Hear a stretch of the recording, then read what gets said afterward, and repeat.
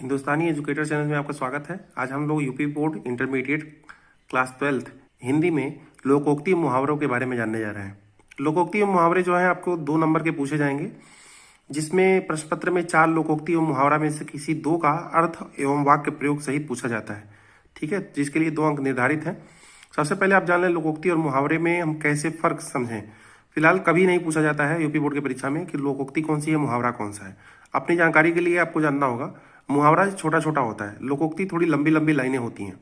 मुहावरा आधा ही अपनी बात कहता है, जबकि लोकोक्ति अपनी पूरी पूरी बात एक लाइन में कह देती है। ठीक है, तो हम लोग फटाफट देखते हैं। सबसे पहले लोकोक्ति, तो जिसमें देख सकते हैं अंधा क्या चाहे 2 आंखें, यानी कि अंधे को 2 आंखों की जरूरत है, उसके पास आंखें आ जाए तो उसका सब काम हो जाएगा, यानी कि इच्छित वस्तु का प्राप्त होना।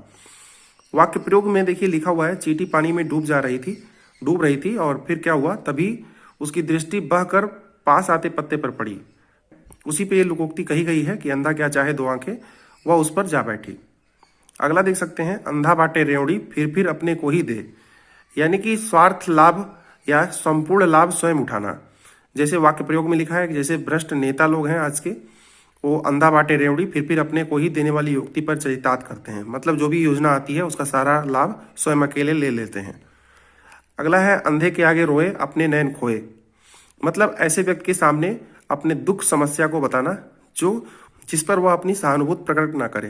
जैसे लिखा हुआ है, जिससे सहानुभूति की संभावना ना हो उसके सामने दुख दर्द की बातें करना व्यर्थ है। वाक्य प्रयोग है, रामू उस कंजूस व्यक्ति से सहायता मांग रहा था, यह ठीक वैसा ही लगता है अंधे के आगे रोए अपने नैन खोए। मतलब वह इतना कंजूस है तो अपना पैसा नहीं खर्चा करता अपने ऊपर, तो दूसरे को कैसे हेल्प करेगा। इसी पे ये लिखा हुआ है, अंधे के आगे रोए अपने नैन खोए। अगला है, अक्ल बड़ी या भैंस। इसमें यह दिखाया गया है कि शारीरिक शक्ति की अपेक्षा बुद्धि अधिक बड़ी होती है, यानी कि जो अक्ल होती है वह बड़ी होती है और भैंस जो होती है वो छोटी होती है। यह इसमें दिखाया गया है क्योंकि भैंस जो है यहाँ पे शारीरिक शक्ति का प्रतीक है। वाक्य प्रयोग कहा गया है, शशांक हर काम को बलपूर्वक ही करना चाहता है, इसीलिए उसे कहा गया उसके ऊपर कि अक्ल बड़ी या भैंस। ये वाली कहावत उसने शायद नहीं सुनी होगी। ठीक है, ऐसा इसमें लिखा हुआ है, ऐसा आपको लिख देना है। क्वेश्चन में बस ये जो ब्लैक ब्लैक दिख रहा है वही बताएगा, जैसे अज्जल गगरी छलकत जाए लिखा हुआ है, बस ये ब्लैक वाला आएगा। बाकी आगे आपको लिखना होगा ये वाली बात, अधूरे ज्ञान वाला व्यक्ति अधिक बोलता है। मतलब अगर कोई घड़ा है, पानी आधा भरा हुआ है तो ज़्यादा छलकता है, अगर पूरा भरा है तो कम छलकता है। यानी कि जो ज्ञानी होता है पूर्ण रूप से वह कम बोलता है। अज्ञानी लोग अपने ही ज्ञान को ज़्यादा सेखी बघारते हैं, यानी कि बहुत झूठ बोलते हैं।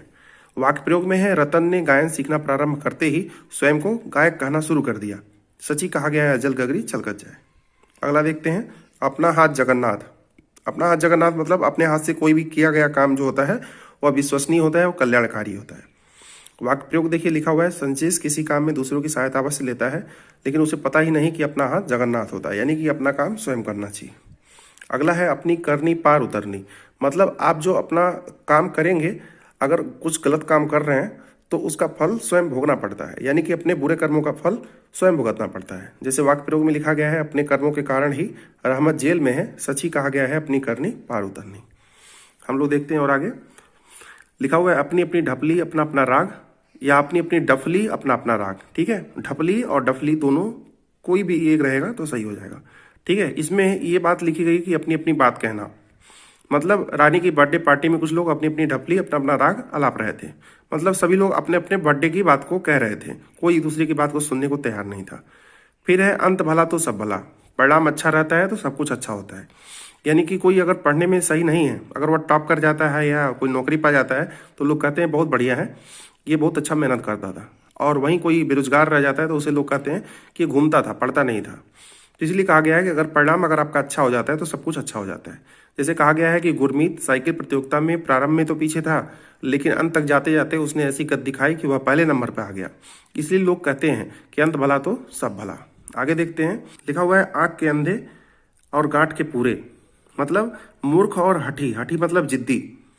वाक्य प्रयोग में लिखा है, रत्नेश के परिवार वाले क्रोधी ही नहीं, आंख के अंधे और गांठ के पूरे भी हैं। मतलब क्रोधी तो हैं ही हैं और जिद्दी भी हैं, इसीलिए कहा गया आंख के अंधे गांठ के पूरे। तो हम लोग थोड़ा थोड़ा करके ऐसे लोकोक्ति मुहावरा देखेंगे। बाकी अगर आपको कुछ ना समझ में आया हो कमेंट बॉक्स में पूछिएगा। अभी के लिए बस इतना ही, धन्यवाद।